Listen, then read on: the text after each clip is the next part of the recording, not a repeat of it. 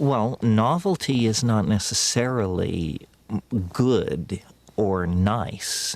Novelty is complex. That's what it is. And so I see really a concatenation of tendencies and forces here at the end. It's only going to get weirder. The level of contradiction is going to rise excruciatingly, even beyond the excruciating present levels of contradiction.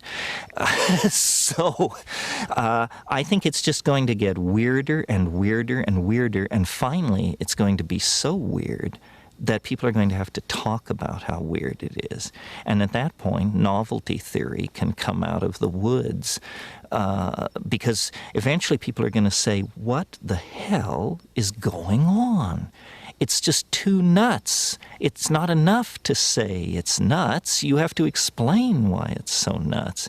So between now and 2012, the next 14 years, I look for the invention of artificial life, the cloning of human beings, possible contact with extraterrestrials, possible human immortality, and at the same time, appalling acts of brutality, genocide, race baiting, homophobia, famine, starvation, because the systems which are in place to keep the world sane are utterly inadequate to the forces that have been unleashed. The collapse of the socialist world, the rise of the internet, these are changes so immense, nobody could imagine them ever happening. And now that they have happened, nobody even bothers to mention what a big deal it is.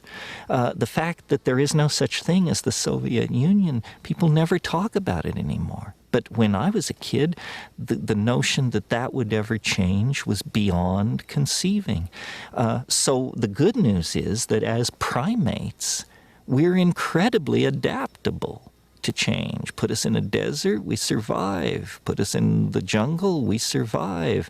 Under Hitler, we survive. Under Nixon, we survive.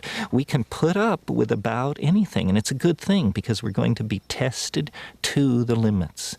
The breakdown of anything, and this is why the right wing is so alarmed, because what they see going on is the breakdown of all tradition, all order, all sanctioned norms of behavior. And they're quite right that it's happening, but they're quite wrong to conclude that it should be resisted or is somehow evil.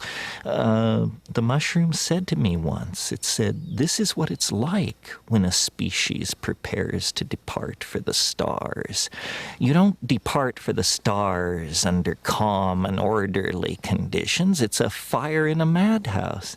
And that's what we have, the fire in the madhouse at the end of time. This is what it's like when a species prepares to move on to the next dimension. The entire destiny of all life on the planet is tied up in this. We are not acting for ourselves or from ourselves. We happen to be the point species on a transformation that will affect every living organism on this planet at its conclusion.